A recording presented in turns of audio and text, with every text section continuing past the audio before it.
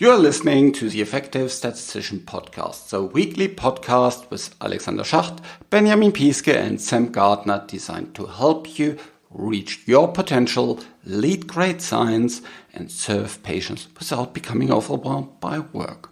Today, Sam and I talk about how you can determine the control strategy for a manufacturing process.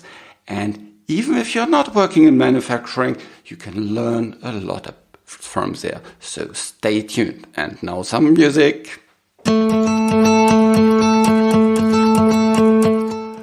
first didn't know what is a control strategy. And after the discussion with Sam, I really understood what he meant by that. And it's a great way to think about how you can actually optimize and control a very, very long process that has many, many different factors. And you can probably apply lots of the same thoughts for any other process that you're looking into, where there's a couple of different steps in between, and you can understand kind of what is driving variability in there, what is driving quality in there. So this doesn't only apply to manufacturing processes, it probably applies to lots of different processes. And you will also learn a lot about design of experiments and things like that. So stay tuned for an awesome discussion with Sam. I'm producing this podcast in association with PSI, a community dedicated to leading and promoting the use of statistics within the healthcare industry for the benefit of patients.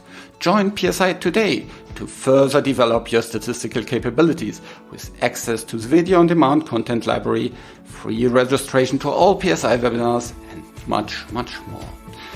Visit the PSI website at psiweb.org to learn more about PSI activities and become a PSI member today.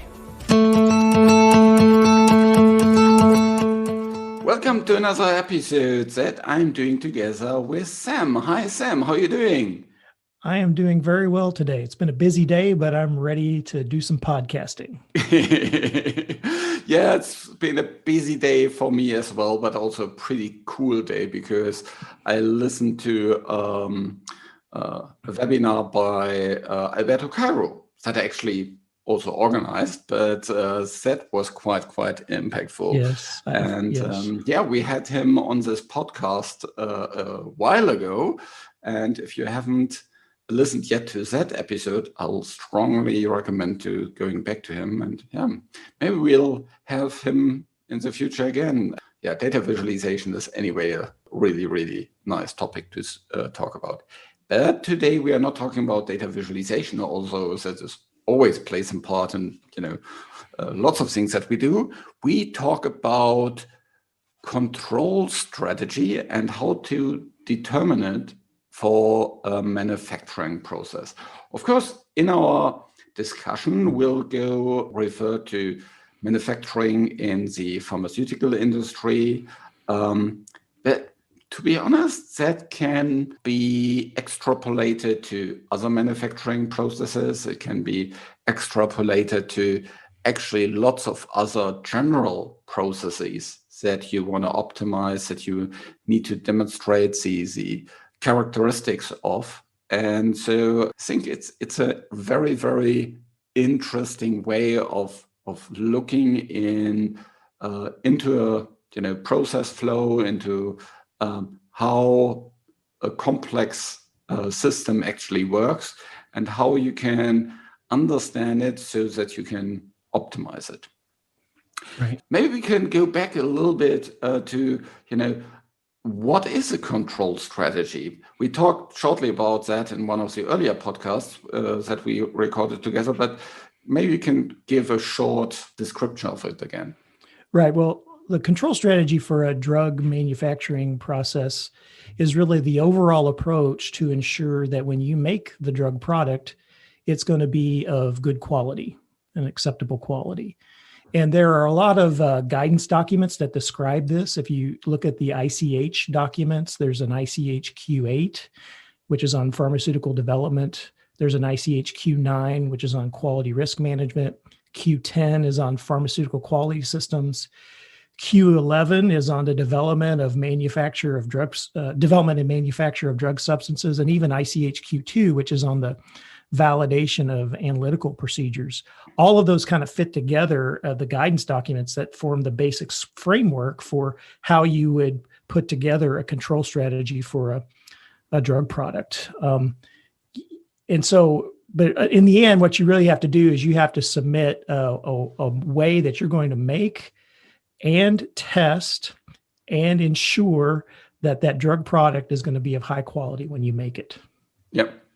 And if you wonder what ICH stands for, that is the International, I think, Conference on Harmonization. Right. And it consists of the FDA, the EMA, and the Japanese regulator that worked on, very, very, principles and basics for getting a harmonized approval process in all these different areas. And that has evolved over time. There's, of course, something about statistics as well, the E9 one. But yeah, as you just heard, there's also lots of other things in it. And very often that is kind of also referred to, good manufacturing practice, isn't it? Right. So you have this idea of good manufacturing practices. GMP is the abbreviation. We use GMP. And that just has to do with generally accepted approaches for how you should do manufacturing in a good way, right? They call them good manufacturing practices. And some of those are codified. Are there in guidance documents to say this is how you should do it? And some of it is just sort of, this is how the pharmaceutical industry does it. And people just learn as they participate in working in those areas, they learn what constitutes GMP. There are other sort of GXP. There's GCP for good clinical practices. There's GLP for good lab practices. And in the end, they're all focused on, again, how do you ensure that you're doing things with high quality? Yep. Okay, so the fundamental sciences that are surrounding all the manufacturing processes is chemistry, biochemistry, engineering type of science. If I understand it, when you manufacture lots of different products, you need to have good strategy for each of these products. Or do you have one for all of them together? Well, each individual drug product that you submit to be approved has its own control strategy. It is its own unique control strategy that is registered with the appropriate regulatory agency. Now, there are a lot of similarities between control strategies of products of the same type. Okay, so if you have antidepressant and SSRI, and there's different types of SSRI, then they're probably, they have more or less a similar chemical structure, little bit differences here and there. They're probably generally manufactured in more or less the same way. They would have all similar strategies, probably. Yeah, they could be, but oftentimes it's more organized around the type of manufacturing process that's used and the actual dosage form that's used. Okay. So an antidepressant that's a tablet would have a potentially very different control strategy than an antidepressant that's an injectable, for instance. Okay. And a pill, would that be very, very different to these capsules? Capsules and tablets are more similar, I would say, but they have their unique aspects to them as well. Okay. The difference between a capsule and a tablet is with a capsule, you're making material that you're filling into a capsule. So you have the aspect of making that material that goes inside the capsule and then how you fill it and then how the capsule itself material is made. With a drug tablet, what you have is a blend of material that's compressed into a little hard piece of material that becomes a tablet. So, it's a little bit of a different approach, but generally the end testing is the similar between the two, the types of tests you would do for the quality of material, but the control of the manufacturing process and how you do that and what's important to control in the manufacturing process would be different between those two types of drug products. And then you have, of course, all type of different formulations that you can think of, from shower to patches to things that you inhale and, intravenous, intramuscular, all kind of different applications. Yes, that's one of the really neat things about working in this non-clinical area, particularly in the CMC development areas. You get to experience so much variety in those areas. You get to see lots of different types of technology and can have an impact on how those products are developed and manufactured. Yep. So if I think about, this manufacturing process, it's one big process. Why can't I just describe the characteristic of it in one step? Well, as you said, it is a big process, and it's typically a multi-step process to make a drug product. The best way to start when you think about developing a control strategy for these is to think about the end in mind. What's the ultimate goal? And actually in the ICH-Q8, they define something called a quality target product profile, QTPP. And here's the definition of it. A QTPP is a prospective summary of the quality characteristics of a drug product that ideally will be achieved to ensure the desired quality, taking into account safety and efficacy of the drug product. And so if you really want to start out right with developing a new drug product, you start with something like this, a QTPP, which in many ways is very high level. It's not very specific. It's not specifying things about the components of the drug or the specific testing criteria. It's really more like, okay, we want this to be a solid oral dosage form. It's going to be a tablet. Okay. That's part of the quality of it. You want it to be a tablet. It needs to be immediate release, or it needs to be extended release, depending upon what type of pharmacological control you want inside the patient. You think about, well, is it an oral administration? Is it injectable? You have to define all of these things. You talk about what's the dose, and that's where, some of those early clinical studies are really important. You have to get the right dose because that drives everything. If you don't know the dose, you can't design the drug product. Yeah. And so you have the target dose and maybe even ideally a dose range that, it's, if it needs to be 20 milligrams, it would be nice to know that it can be 18 to 22 milligrams and still be okay. But the target, you need to know the target dose. You'd say that, the drug needs to be stable. And sometimes you'd set like a stability goal. You want it to be stable at room temperature for 24 months. So shelf life kind of things. Yeah, because if you don't have enough shelf life, you can't really sell the product, or you can't manage the supply chain of the product. Yeah. And then you talk about sort of all of the drug product quality attributes. And you would say, well, it needs to, there's these common terms that get used in this area. So you'd have identification. So do you know that it's the actual molecule you're getting? Is it the right molecule? The assay, does it have the right amount of drug in it? Content uniformity. Now, this is a statistical issue that happens a lot in this area. The variation in the content of the drug from dosage unit to dosage unit. You need to verify that that's acceptably low, because you don't want to have a wide variation in the amount of dose from tablet to tablet. Otherwise, you may not get the intended dose. Or you might get side effects because for certain drugs, if you're not stable on the dose, you get, overdose, underdose, and both have weird side effects. If it's too high, you get safety issues. If it's too low, you get efficacy issues. And then other things like being able to test that the drug will actually dissolve and be absorbed into the body system. So there are analytical methods that are developed. A dissolution test is usually developed for solid oral dosage forms to test that ability of the drug to dissolve and then be absorbed. Things about, you specify that you want a low level of degradation products and impurities. And every drug probably has some level of impurities in it. And those are all typically qualified to be at what are the safe levels of those impurities. And when you say impurity, it sounds scary, like, ooh, this is really bad, but it could just be that it's the original molecule with a piece of it that fell off, right?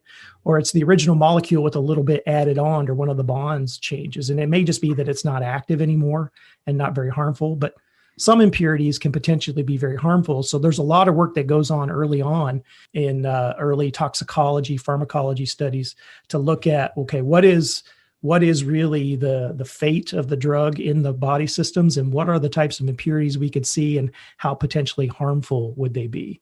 Something similar in the clinical world, it's called target product profile.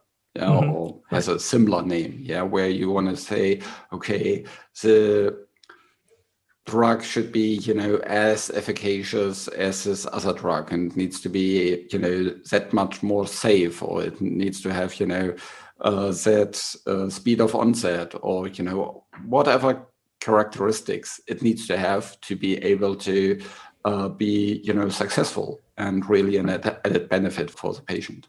Right. And then there are other things, like you think about this residual solvents. So every time you do a chemical process, you use solvents, and you ideally like to remove them as much as possible, because by definition, solvents have no therapeutic effect, right? That's kind of the general regulatory opinion.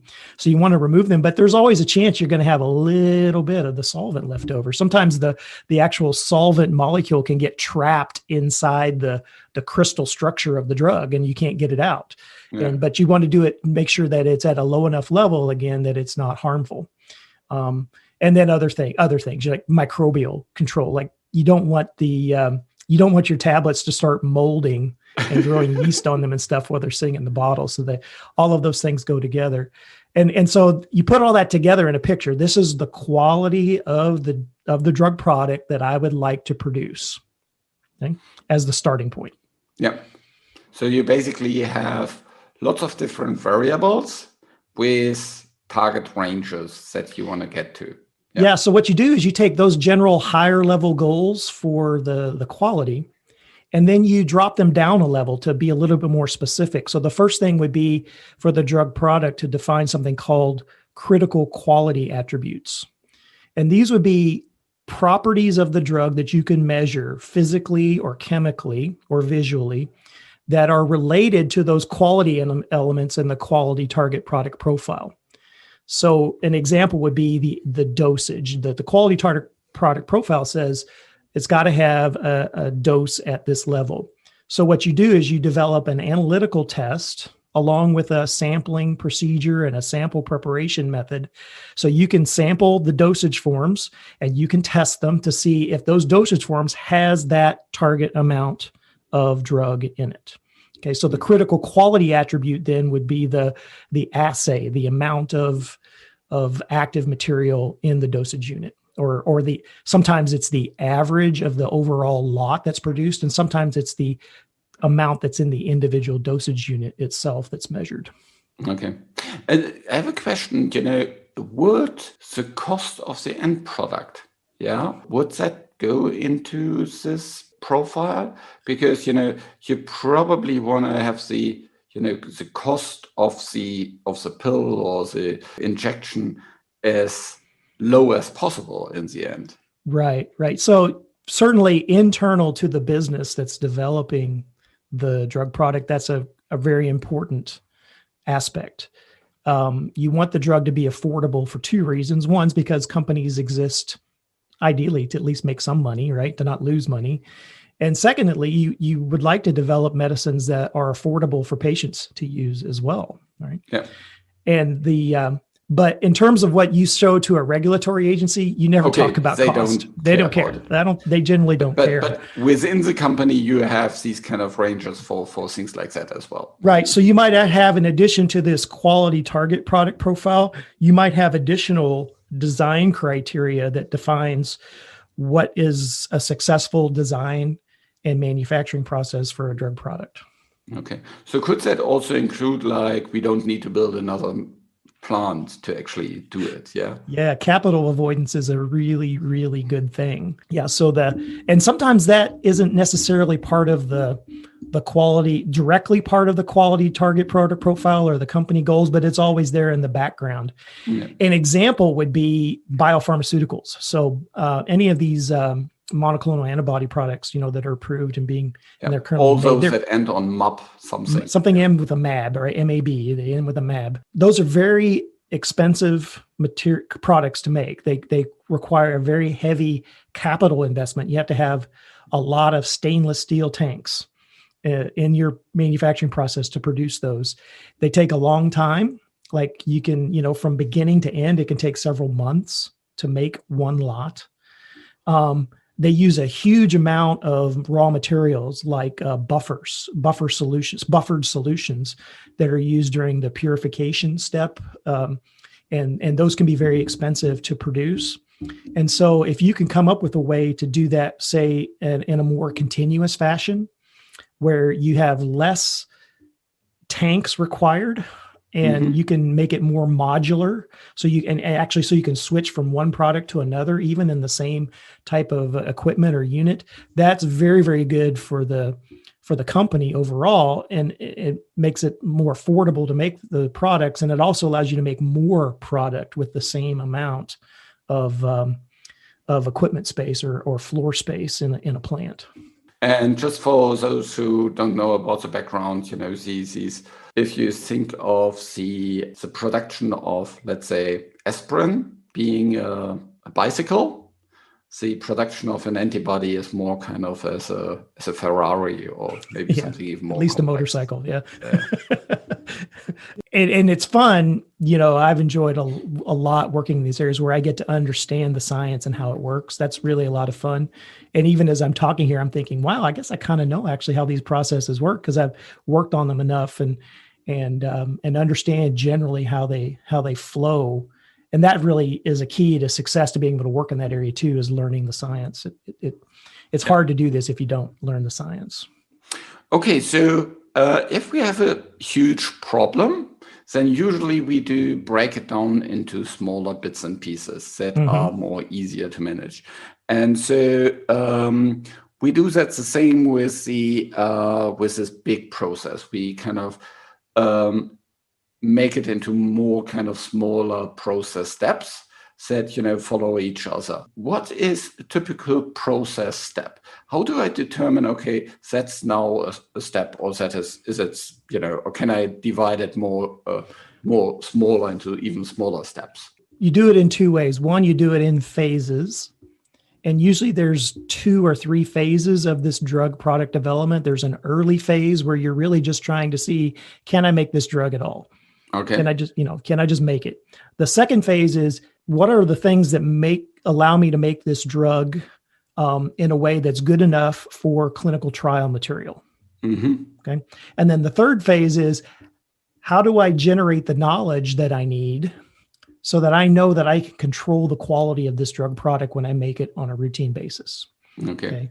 Some people call those like formulation development, right? There's the first phase. The second phase is something like target development, or sometimes it's called process definition. Yeah. And then the third phase is called, final phase, or process characterization, depending on kind of where you work and what area, what type of products you work in. So. Okay. Interesting.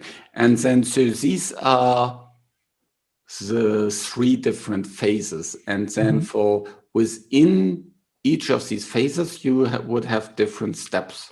Right. So for instance, the early phase, where you're really just trying to decide what's the right formulation, what's the right mixture of components that need to go into the drug product. There's a lot of experimentation that's usually done there to try to identify a formulation that is stable, right? That's not going to degrade over time. It's palatable. It doesn't taste really bad, or if it does taste bad, it's not so bad that people won't take it. It's interesting, in the animal health area where I've worked, palatability is a really big issue. Because and for children too, but you imagine, you can make yourself take a bitter pill, but it's really hard to make your dog take a bitter pill. or your little child, yeah. Or a little child, right? So it has to be stable, palatable. It has to be, able to be administered, right? So it has to be able to be swallowed or injected or whatever, depending on the drug form it is. And it also kind of, you have to think a little bit even now about, well, what does marketing really want? They may say, I want this tablet to be blue because blue means something. And do you put some dye in it? Or it may be that the drug substance has a color to it. and sometimes there's little chemical elements on a molecule that makes it have a color. Mm-hmm. And so you say, well, this drug is going to look a little red. Is that okay? And if it doesn't, maybe they want to put some sort of dye in the material to change the color of the tablet or something, so there, all those things go in there, and you want to look at those early on, because you don't want to have to go back and repeat this step. Mm-hmm. If you have to go back and repeat the formulation step, everything after it almost has to be redone again. Yeah. Because the formulation drives then the subsequent things you do to develop the manufacturing process to make the material. So that's the first phase, And then the second phase is really kind of more just, okay, we want to make a tablet. We've got a formulation. Let's just go make some and make it and test it and ensure that it's good quality and show that we can do that so that we can make enough material to be used in a clinical trial. Which is on a completely different scale than if you want to later market it. Yes. Right. But you still need to know, and that's where a little bit of the interaction with what happens on the clinical side and the manufacturing side and manufacturing development side is they have to tell you, okay, how big is the study going to be? How many dosage units do we need? When do we need it by? Those types of things. And so for that to happen, what you really have to have are a good target manufacturing process. It doesn't have to be the final process that you use, but it needs to be good enough that it can be accepted as that this material will be of good quality. And then the material that you're going to make later will be representative or be similar to that in some way. The other thing you need are good analytical testing methods. So by that time, you've identified the critical quality attributes of the drug product, and you've developed analytical testing methods that test those quality attributes so that you can do that. And sometimes, it depends on the company, sometimes people want to do what's called method validation on those methods at that point. So that means you've gone through a structured approach to demonstrate that the measurement method works the way you intend it to, and that is a good quality measurement method.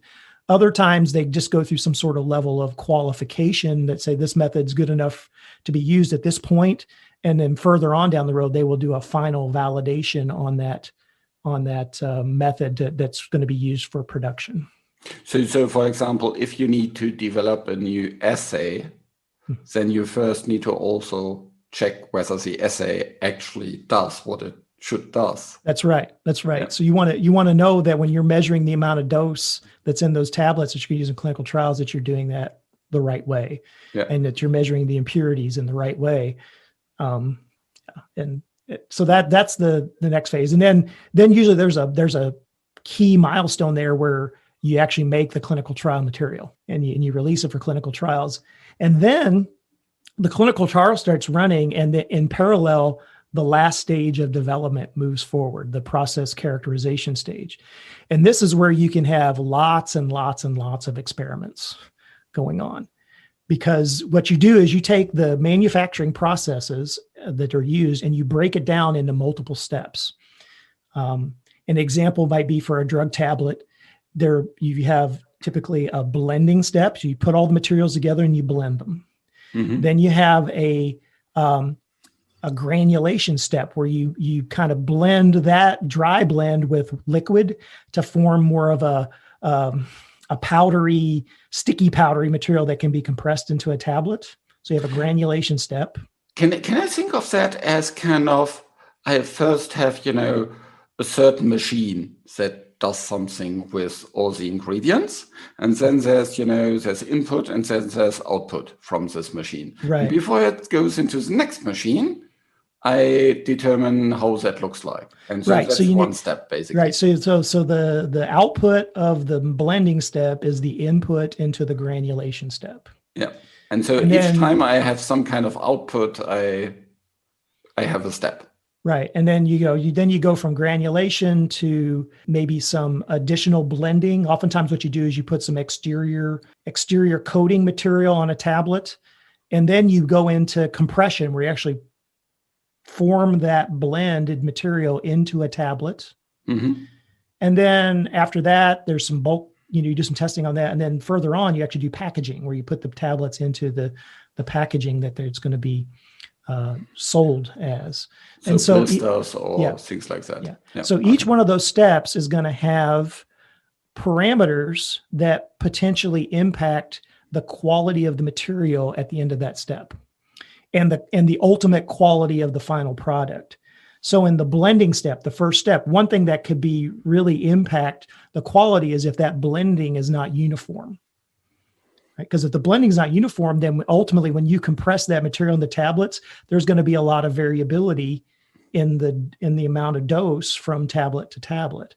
Yeah. And so things that you might say could be potentially important for the final drug product quality would be the amount of time that you use for blending, the amount of energy that you put into the blending, and things like that. And then you do experiments to say, okay, well, if I blend it for 5 minutes, is it good enough quality? If I blend it for 7 minutes, is it good enough quality? So on until and hopefully you can at least identify a range of blending times that where you know it's going to work, and maybe even where it's not going to work. And if you use design of experiments, you can do that pretty efficiently. Okay. Yeah, and that's now where the design of experiments that we actually talked a little bit earlier in one of the other podcast episodes comes into place, where because you have lots of different, for each step, you have lots of different factors that you can influence. And if, of course, it's a hyper-dimensional space. Yes, it has lots of different combinations are possible. You need to have a very, very clever way to understand where you actually do an experiment. And is that sense that you basically characterize it, and then in the interesting areas, you do another experiment where you kind of look in a more kind of granular way into the design space? Yeah. So oftentimes the good way to approach this experimental strategy is, again, to break up the process by steps, and at each step, identify what potential factors could impact the quality of the drug product, and then do a risk assessment. And the risk assessment is really just mostly based on prior knowledge and engineering and scientific expertise. But you say, what do you think is most likely of these? Maybe it's 10 factors, right? Of which one has a high impact to quality, which one would have a medium impact to quality, which one would have a low impact to quality. And then based on that, you'll do different types of experimentation on those factors. The factors that could potentially have a high impact to quality, you probably want to do a fairly thorough experimental design on that to look and see, where do I need to operate? Where do I need to control these factors? You know, what ranges do I need to control them in to ensure that I have good quality? Things that have low impact, you may choose not to experiment on them at all. I'll just accept that as a risk. Like an example, what would be an example would be, well, when you're doing the blend, one risk would be that you add the wrong amount of material into the blend. That could happen. You could just misadd. You could spill some of the active material when you're pouring it into the mixing vessel. That's definitely could have a high impact, right? It could, if it happens, that could really impact the quality of the drug product because it may not have an accurate dose. But at the same time, it's probably very low probability that that's going to happen. Because if it does happen, someone's going to see it. They're going to address it. They do a lot of work in manufacturing on material accountability, always making sure you add the right amount of material and double checking it, having another person check that you did it.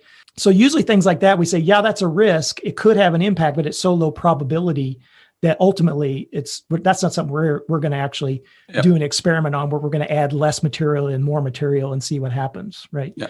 But ultimately you do this risk ranking, you identify a reasonable amount of factors that you want to do an experiment on. And then ideally you do some designed experiments around that. And it could be a sequential approach. You may start out with a screening study.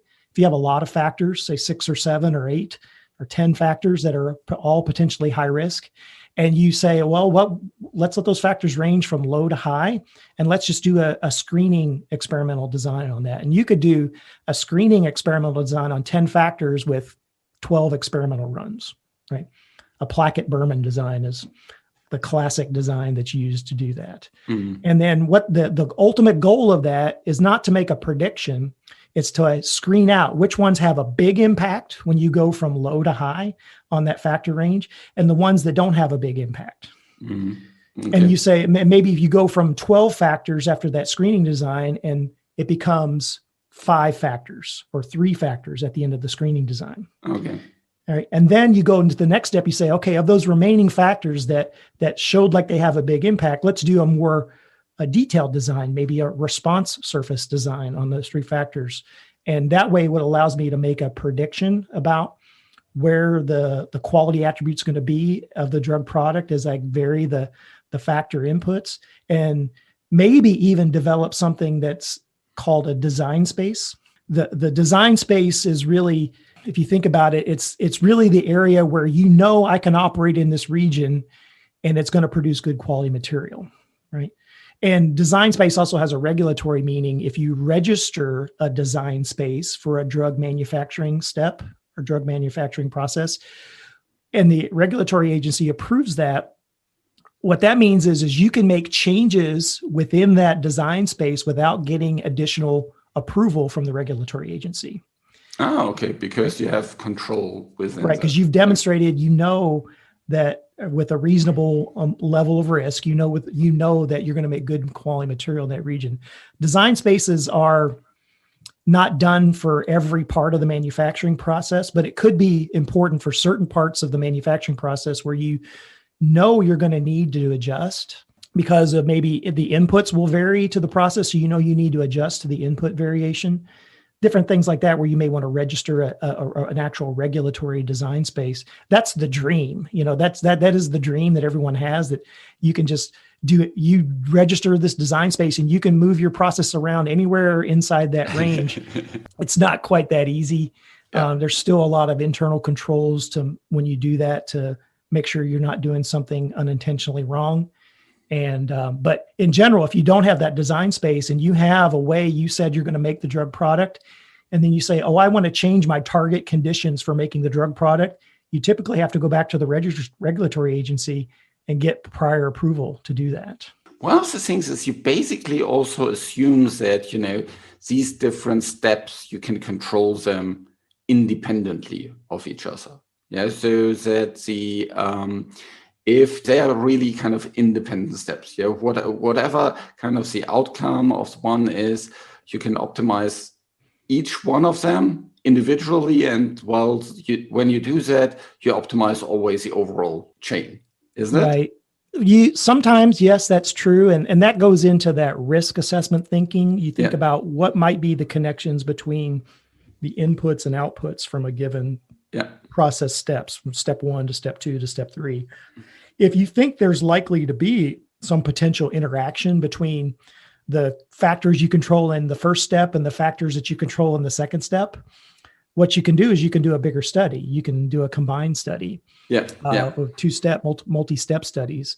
You can also do sometimes what are called linkage studies, where what you do is you kind of take the extremes of each of the step conditions. You say, I identified this as the range I want to operate in for each step. Take sort of the worst case extreme on each one of those steps and run the whole process at those worst case extremes to see if there's sort of a negative synergy effect that they're going to make bad quality material in the end. So sometimes that's important to do as well. Yeah. And I think another assumption is that within the different steps, you measure all relevant variables. Yeah. So that is, of course, very, very critical. If you miss to measure a significant variable, from the product, then and you don't know about it, then that can, produce all kind of different interdependencies. And yes. Yeah, that is true. And it's, one thing I found is really, really nice in working in this area is you get to see the whole picture usually.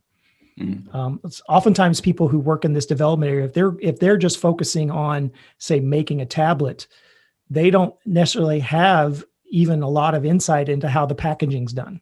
Right? Mm-hmm. Someone else handles the packaging. The person who makes the tablet may have not actually been involved with selecting the formulation that was used to make the tablet. Someone did that 2 years ago, and now I'm the new engineer, and I've got to figure out how to do this formulation and make it into a tablet. And so working as a statistician in these areas, you tend to see the whole picture of everything that's going on. Yeah. So how now is the data coming into this. So we talked a lot about the design and, how you break down the overall process flow, which I think is really, really interesting because you can, understand that for lots of other processes as well. Yes. So even probably for something like a marketing process, where you have, think of a funnel and, the different people that first listen about something and then they, maybe buy a smaller product and then buy a bigger product and then buy a premium product, how, all your different interventions in terms of your marketing, how you can approve it. But so how's the data going on in the in your space then? Yeah, the data can be a little crazy sometimes. It can be everywhere. It can be highly disorganized, not standardized in its approach and how it's recorded. An example might be even just the variable names that are used for what's being measured throughout the development may change. And someone may initially call that the potency if they're measuring the content. And then someone will change the name to assay. And then someone will change the name to method 2157 result. And, and it's just, and so you get these different datas and the column names are different. Yeah. So it can be a real challenge sometimes putting data together. Not so much on like an individual study, that's always easy to understand, but when you're trying to synthesize and put everything together, it can be a real challenge. And then ultimately you've got to report a lot of this data when you do a regulatory submission and you want it to all look consistent. Yeah. So you find sometimes you have to go back in history and rename things and then document why did you rename it. But anyway, yeah, it can be a little bit of a challenge. Some companies do it better than others. I've got a client right now that has really spent a lot of time on defining the data that they want to collect and standardizing it, standardizing the names of the columns, the units that they're going to report, the number of decimal places that will be, all of those things. They've really dived very deep into that and written a guidance document for like a particular product. This is how we're going to collect data for this product as we develop it. That's really nice because when that's all defined, then you know what you're going to get whenever you get a set of data. Yeah. But I've been in the complete opposite where, data is scattered everywhere. Sometimes it's stored in a paper laboratory notebook. Sometimes it's in an electronic laboratory notebook. Sometimes it's in an Excel spreadsheet or a table in a PDF report. And you just got to get that data together to do the analysis and got to invest the time to do it. Yeah, probably what lots of data scientists face all the time that, you have Excel sheets there and SAS sheets there and jump scripts there and yeah, my recommendation, if anybody is a non-clinical statistician doing this type of work, invest some time in looking into how can we standardize the data that we collect, because once you standardize data, it's what I call developing a data model, right? Yeah. This is what the data should look like. That enables you to build tools to automate a lot of what you do. If everything is unique, every data set's unique, you have to customize what you're doing manually or by changing your code or whatever. And that takes a lot of time and it wears you down. Physically, it wears me mentally and physically, it kind of wears me down eventually too. And I just find myself wishing, I wish we'd have standardized this data earlier on. It would make all of this extra work easier. So do as much as you can. If you can standardize the data model and the types of data you're collecting, that's going to benefit you in the long run. Yeah, I have that when, the first time I got the data, the missings were coded with 999. And next time I got the data, the missings were coded with just a dot. And next time I got the data, the missings were just empty cells. And you would go crazy because every time you run the program, you get error messages. Or, you might not get error messages, but weird results. And it's that's just a nightmare. The other aspect of data is that because I tend to be at the center of a lot of what's going on with the data, I ended up having to take up a lot of data management responsibilities. So where is the data going to be stored? Is this data the right data? Has someone verified that this is the right data? is it traceable back to its original source? Yeah. Those types of things sometimes you have to take on, because if you don't, and then later on you have to go back and do that again, you're going to regret that you did not do that right the first time. Or, if you need to, move to a different job and you need to show to your successor how where the data is and where the data is coming from. If you haven't defined that well, or maybe not even written down, then you get to be in deep trouble. I learned that when I was at university, and I wasn't a good data manager at that time. Right. My mantra is, if it's not written down, it did not happen. Yeah. So you need to write down how you handled the data and document that well enough so that someone else could reproduce it in the future. Yep. Okay, so today we talked a lot about the process of how to determine a control strategy for manufacturing processes. And we talked about, how that overall looks like, how you can break it down into different phases, and within the different phases into different steps, so that you can, have this overall complex process be cut down into more manageable pieces. And then for these more manageable pieces, you can further refine kind of the variables that have an influence to those that, really have a high influence, where you can then study them, how much they have an impact, and more learn about your design space. And we also learned what kind of how the statistician maybe at the center here, where he oversees all the different steps, where the individual scientist or engineer might only see a certain step. And so that is it's a really, really good deep insight in how that works in the preclinical or non-clinical phase. And it's also quite interesting for those who need to manage any bigger, projects, where, you can break it down into lots of different steps. And we also talked a little bit about the assumptions that you need to make in order to know that these steps are actually independent from each other. Any final words from you, Sam, regarding Well, this? I would say, bringing everything back up to the high level, because when you do this control strategy, you start at the high level, you go down into the details, but ultimately you have to tell a story. Yeah. When you do a regulatory submission to get approval to make this drug product, there's a structure to do that. They have something called the Common Technical Document, and it has defined sections where you talk about different aspects of the drug product development and the analytical method development. But ultimately, you have to synthesize all of these things you've done together into one story that shows that you can make this drug with good quality. And I find that I'm kind of at the center of all of that, and I've actually, because of that, actually been able to get very directly involved in actually writing sections of module two of the Common Technical Document as part of the regulatory submission, where it's actually my words that I'm writing that get submitted, and that's kind of cool. And then ultimately, when those products get approved, you really go, wow, I had a really direct, immediate impact on getting that drug approved. And so that's for me one of the most fulfilling aspects of it, when you actually see the results of all of that work, that detailed work, come together into a new drug product approval, and that's actually manufactured and made. And I've got several examples, products like that where sold billions of dollars of drug products and helped hundreds and thousands and millions of people, with their medical issues. That's really, really satisfying. Yeah.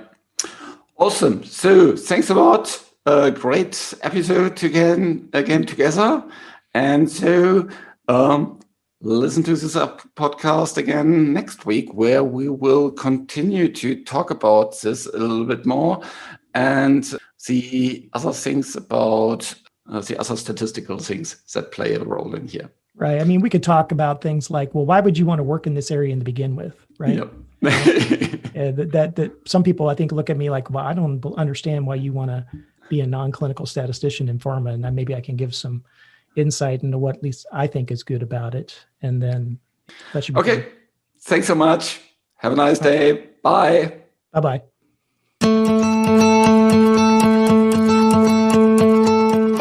This show was created in association with PSI. Thanks to Rain, who helps with the show in the background, and thank you for listening. Head over to theeffectivestatistician.com to find the show notes and much more to become a more effective statistician.